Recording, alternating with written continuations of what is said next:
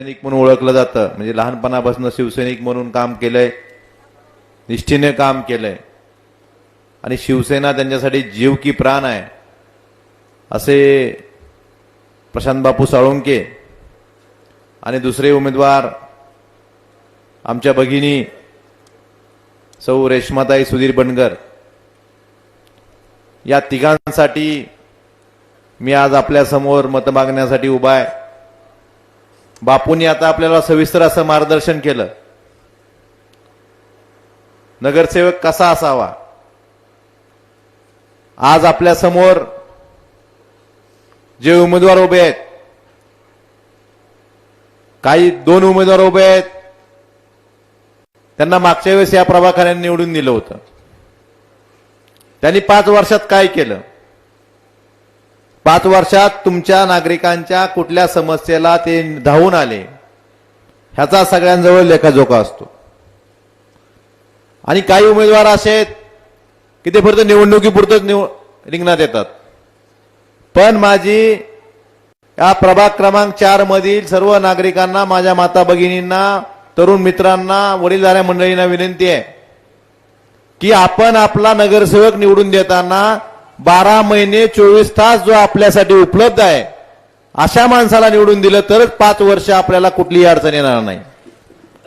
आपण तात्पुरता जर विचार केला, काही आमिष दाखवले जातात, काही चुकीच्या गोष्टी सांगितल्या जातात, काही गोष्टी अफवा पसरवल्या जातात आणि अशातून जर आपलं मतदान चुकलं तर 5 वर्ष आपल्याला पश्चाताप करण्याशिवाय दुसरा कुठलाही संधी मिळणार नाही।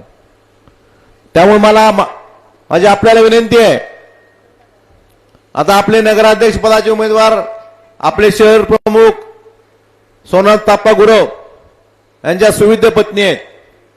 सोमनाथ आप्पांना आपण नेहमी बघतोय, कुठलाही विषय असू द्या, लहानात लहान सर्वसामान्य नागरिकांच्या हिताचा कुठलाही विषय असू द्या, शिवसेनेचं आंदोलन होतं त्या ठिकाणी सोमनाथ आप्पा असतील, आपले बापू साळुंके असतील, तिथे हिरारीनं भाग घेऊन प्रत्येक गोष्टीत सर्वसामान्य माणसाच्या, नागरिकाच्या प्रत्येक गोष्टीसाठी आंदोलन करणं, त्यांना न्याय मिळवून देण्यासाठी ही रस्त्यावर उतरणारी माणसं आहेत। अशा लोकांना जर आपण संधी दिली, त्या ठिकाणी त्यांना नगराध्यक्ष बनवलं, या ठिकाणी बापूला आपण नगरसेवक बनवलं, तर निश्चितच आपल्या सर्वसामान्य माणसाच्या ज्या अडचणी आहेत, अडचणी आहेत, ह्याला ते न्याय देऊ शकतात। या ठिकाणी बापूला संधी देताना आमचे मित्र मनोसाते असतील, जुबेरभाई असतील, यांनी मोठ्या मनाने सांगितलं, गेल्या अनेक वर्षापासून पक्षासाठी, या भागासाठी काम करणारा कार्यकर्ता आहे, त्यांना तुम्ही संधी द्या। खरं त्यांचंही आभार मानलं पाहिजे। राजकारणात असा मोठेपणा शक्यतो कोण दाखवत नाही, परंतु मला या दोन्ही सहकाऱ्यांच्या, माझ्या मित्राचा अभिमान आहे की त्यांनी मनाचा मोठेपणा दाखवून या ठिकाणी सांगितलं, पक्षालाही अडचण नको आणि चांगला होतकरू कार्यकर्ता आहे, अशा माणसाला तुम्ही संधी द्या। मला या ठिकाणी सांगायचंय की भारतीय जनता पार्टीचे काही लोक फक्त म्हणतात विकासावर बोलू, विरोधक नेहमी टीका करतात, विकासावर बोलतात ही लोक, आपण आता विकासावरच बोलू। मला त्यांना काही प्रश्न विचारायचे। ज्या वेळेस महाविकास आघाडी सरकार असताना आपलं शहर, धाराशिव शहर एवढं मोठं शहर आहे, आज लहान लेकरांना, माझ्या माता भगिनीला, कुठल्या लेकराला जर म्हणला गार्डनला जायचं तर एक तरी गार्डन आहे का? आपल्या शहरात जिजामाता उद्यान होतं, समतानगरमध्ये छत्रपती संभाजी महाराज उद्यान होतं। महाविकास आघाडी सरकार असताना आपण त्या उद्यानासाठी जवळपास या 3 उद्यानाला मिळून 7 कोटी रुपये मंजूर केले होते। कशासाठी केले होते? आम्ही म्हणजे मी असेल, खासदार साहेबांनी असेल, आपले पक्षप्रमुख उद्धवजी ठाकरे साहेबांनी, आपल्या एवढ्या मोठ्या शहरातील लहान लेकरांना काहीतरी विरंगुळा म्हणून कुठेतरी जाण्यासाठी एखादं उद्यान असावं, 7 कोटी रुपये मंजूर केले होते। विकासाच्या गप्पा मारणाऱ्या लोकांनी एवढ्याच प्रश्नाचं उत्तर द्यायचं की त्या उद्यानाच्या कामाला स्थगिती का दिली आणि मग विकासावर बोलायचं। आजपर्यंत कोर्टात गेलो मी, संभाजीनगरच्या उच्च न्यायालयात गेलो, तिथून सगळ्या याचिका मुंबई उच्च न्यायालयात वर्ग झाल्या. उच्च न्यायालयानं आदेश देऊन सुद्धा, हायकोर्टानं सांगून सुद्धा या भाजप शिंदे सरकारनं याची स्थगिती उठवली नाही. ह्याचं उत्तर धाराशिवकरांना तुम्ही देणं गरजेचं आहे. तुम्ही विकासावर बोलताना तर मग ह्या 3 गार्डनच्या 3 उद्यानाच्या 7 कोटी रुपयाच्या निधीची स्थगिती आजपर्यंत का उठवली नाही, ह्याचं उत्तर धाराशिवच्या सर्वसामान्य माणसाला, लहान लेकरांना, ज्यांना एकही उद्यान नाही, ह्यांना ह्या भाजपवाल्यांनी देणं गरजेचं आहे. आपलं जिल्ह्याचं ठिकाण आहे, पण कदाचित महाराष्ट्रातला एकमेव जिल्हा असा असेल की तिथे आठवडी बाजार भरतो, रविवारचा बाजार भरतो. आपल्यातले बरेच जण बाजारात जातात. आपण बघितली का तिथली परिस्थिती कशी आहे? महाविकास आघाडी सरकारच्या काळामध्ये या आठवडी बाजारासाठी आपण 10 कोटी रुपयाचा निधी मंजूर केला होता. तिथं रस्ते व्यवस्थित शेड व्हावे, तिथं सगळी साफसफाई व्यवस्थित व्हावे, ह्यासाठी जवळपास 10 कोटी रुपयाचा निधी मंजूर केला होता. परंतु ह्या नतदृष्ट लोकांनी, विकासाच्या गप्पा मारणाऱ्या लोकांनी, स्वतःचा विकासासाठी सत्कार करून घेणाऱ्या लोकांनी ह्या कामाला सुद्धा स्थगिती दिली. उच्च न्यायालयाने सांगून सुद्धा ही स्थगिती उठवली नाही. मग ह्यांना विकासावर बोलायचा अधिकार आहे का? ह्याचं उत्तर द्यावं की उद्यानाची कामं असतील, आठवडी बाजाराची कामं असतील, तुम्ही विकासाच्या नावावर मतं मागायचा तुम्हाला अधिकार आहे का? शहरातल्या रस्त्याची अवस्था सगळ्यांनाच माहित आहे. रस्त्याची दुरावस्था झाली. 20 महिन्यापूर्वी या शहरातल्या रस्त्यासाठी 140 कोटी रुपयाचा निधी मंजूर होतो.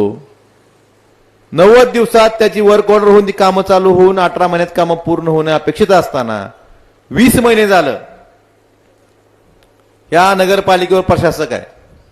20 महिने झालं ह्या प्रशासकाला हाताशी धरून, प्रशासकावर दबाव टाकून फक्त आपल्या जवळच्या माणसाला टेंडर मिळावं ह्या हेतूनं त्याला 20 महिने झालं ही निविदा पूर्ण होऊ दिली नाही. अजूनही टेंडर वर्क ऑर्डर दिलेली नाही, अजूनही स्थगितीतच आहे. ह्याचं उत्तर काय? आणि तुम्ही विकासावर बोलता. ह्याचं उत्तर या 20 महिन्यात धाराशिवकरांना खड्ड्यामुळे जो त्रास झाला ह्याला जबाबदार कोण? आणि विकासाच्या गप्पा मारता. आपल्याला शहराला एक स्टेडियम आहे, स्टेडियमवर सिंथेटिक ट्रॅक मंजूर झाला, त्याचं 10-11 कोटी टेंडर निघालं, त्यालाही ह्यांच्या माणसाला टेंडर मिळालं नाही, तेही टेंडर कॅन्सल. आणि विकासाच्या गप्पा मारते. आपण एक स्टेडियम कमी पडते म्हणून तालुका क्रीडा संकुल एक शहरात आणलं, जे तालुक्यात असतं ते. आपण एमआयडीसी तिथली जागा बघितली. महाविकास आघाडी सरकारच्या काळामध्ये एमआयडीसी मधला ओपन स्पेस तालुका क्रीडा संकुलसाठी मंजूर झाला. यांचं सरकार आल्या शिंदे फडणवीस सरकारनं त्यालाही स्थगिती दिली. फक्त स्थगितीचं राजकारण करायचं आणि गप्पा विकासाच्या मारायच्या. त्यांना अधिकार आहे का? आता मी परवा बघितलं कुठंतरी 24 तास नळाला पाणी, हे तर 2009ला बी ऐकलं होतं. ऐकलं होतं का तुम्ही? बघितलं डिजिटल तवाबी लागले होते 24 तास. मग ते 24 तास पाणी देण्यात पण तारीख सांगत नाहीत. त्यामुळं खोटी आश्वासनं द्यायची, काहीतरी खोटं बोलायचं, वेळ मारून न्यायची आणि मतं मिळवायची, जाती जातीत धर्माधर्मात भेद निर्माण करून मतं मिळवायची. अशा नतदृष्ट लोकांच्या विकासाचे मारेकरी जे आहेत, विकास अडवायचा. मागं ऐकलं होतं आपण आडवा आणि जिरवा, ह्यांचं एकच धोरण आहे, विकास अडवा आणि पैसा जिरवा. मग अशा लोकांच्या आपण पाठीशी राहणार आहात का? ह्याचा विचार केला पाहिजे.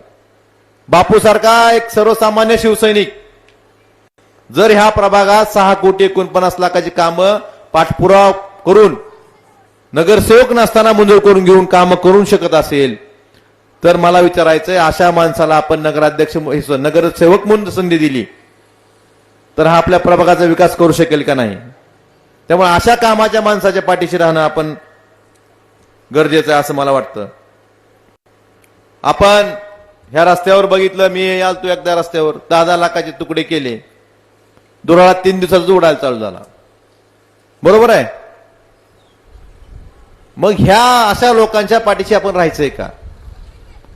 आपल्या कामाला पडणारे 24 तास 12 महिने आपल्या कुठल्याही अडचणीला नगरसेवकाचं काम काय असतं हो? रस्ता, नाली, पाणी, लाईट, ह्या ज्या मूलभूत सुविधा आहेत, ह्या मूलभूत सुविधा प्रत्येक जण आपण टॅक्स भरतो. मला बापूने मागा भाषणात सांगितलं की 100 रुपये द्या, त्या जनावर मेला असं उचलून घ्यायला, लाईट बसवायला तुम्ही पैसे गोळा करून द्या. अरे सर्वसामान्य माणूस तिथे नगरपालिकेत टॅक्स भरतो, ती सेवा ह्या नागरिकांना मोफत मिळाली पाहिजे. ही जर पेड सर्व्हिस असेल तर मग ही कसली सेवा? त्यामुळं मला बापूंनाही सांगायचंय, रेश्माताईंनाही सांगायचंय, या प्रभागात या आजपर्यंत झालं ते माहीत नाही, काय झालं असेल ते झाले असेल, पण इथून पुढच्या काळातही सर्वसामान्य तुम्ही आंदोलन करता बापू, पण एक सगळ्यासमोर सांगतोय की या प्रभागातल्या दुरावस्थेमुळे कुठल्याही व्यक्तीला आंदोलन करण्याची वेळ येणार नाही, असं काम तुमच्या हातून घडावं. हीच मत करतो खरे तुम्ही नगरसेवक. तुम्ही आंदोलन करता का नाही? आपल्या प्रभागातल्या कुठल्याही माणसाला आंदोलन करण्याची गरज पडू नये एवढ्या चांगल्या पद्धतीचं काम बापू आणि रेश्माताई करतील आणि नगराध्यक्ष म्हणून संगीताई सोमनाथ गुरव करतील. हा आत्मविश्वास मला त्यांचा एक सहकारी म्हणून आहे. मला आपल्याला एवढंच सांगायचंय की आम्ही नुसत्या हवेतल्या गप्पा मारत नाहीत, घोषणा करत नाहीत, जे होतंय तेच सांगतो. गालिबनगरचा पाण्याचा प्रश्न असेल किंवा बाकी जे विषय असतील, रस्त्याचे विषय असेल, सुरुवातीला या नगरपालिकेवर जर प्रशासक नसतं तर 140 कोटीचं आपलं टेंडर 20 महिने राहिलं नसतं आणि या शहरातल्या नागरिकांना खड्ड्यातून प्रवास करावा लागला नसता. त्यामुळं येत्या 2 तारखेला आपण सगळ्यांनी मशाल या चिन्हासमोर आपल्याला 3 मतदान करायचे. आपण तिन्ही मतदान आपल्याला आपल्या कामाची, आपल्या हक्काची माणसं निवडून देण्यासाठी करायचंय. त्यामुळं प्रशांत बापू साळुंके यांचं चिन्ह मशाल आहे. आमच्या भगिनी रेश्माताई सुधीर बंडगर यांची पण निशाणी मशाल आहे आणि नगराध्यक्ष पदाचे उमेदवार संगीताई सोमनाथ गुरव यांची पण निशाणी मशाल आहे. अशा कामाच्या माणसाला आपण निवडून देण्यासाठी 2 तारखेला मशाल या चिन्हासमोर बटन दाबून त्यांना प्रचंड मताने विजयी करावं. आणि बापूंनी सांगितल्याप्रमाणे या प्रभागावर माझं पहिल्यापासूनही लक्ष इथून पुढेही राहील आणि ह्यांनी काम नाही केलं तर त्याला जबाबदार मी राहील. हेही शब्द मी या प्रसंगी आपल्या सर्व 4 नंबरच्या प्रभागातील नागरिकांना देतो आणि परत एकदा विनंती करतो की आपल्या धाराशिवचा विकास करण्यासाठी, ह्या स्थगितीच्या राजकारणापासून धाराशिवला मुक्त करण्यासाठी, फक्त विकासाच्या गप्पा मारणाऱ्यापासून धाराशिवचं मुक्त करण्यासाठी आपण येत्या 2 तारखेला मशाल या चिन्हासमोर बटन दाबावं आणि आमच्या तिन्ही उमेदवाराला प्रचंड मताने विजयी करावं. एवढी विनंती करतो. जय महाराष्ट्र.